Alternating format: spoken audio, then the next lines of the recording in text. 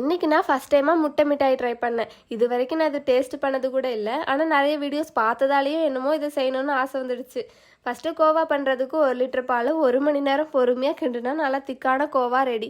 கொஞ்சம் க்ரீமியாக இருக்கும் போதே ஸ்டவ் ஆஃப் பண்ணிட்டேன், ஏன்னா ஆறுனதும் ரொம்பவே கெட்டியாயிடும். அப்புறம் ஒரு 40 ஆல்மண்டை சுடு தண்ணியில் ஒரு அரை மணி நேரம் ஊற வச்சுருந்தேன். அதோட தோலெல்லாம் ரிமூவ் பண்ணிவிட்டு மில்க் ஊற்றி நல்லா பேஸ்ட்டாக அரைச்சி அதை ரெடி பண்ண கோவாவில் சேர்த்து மிக்ஸ் பண்ணிட்டேன். அதுலேயே ஒரு 6 முட்டையை ஒன்றா சேர்த்து நல்லா பீட் பண்ணிட்டேன்.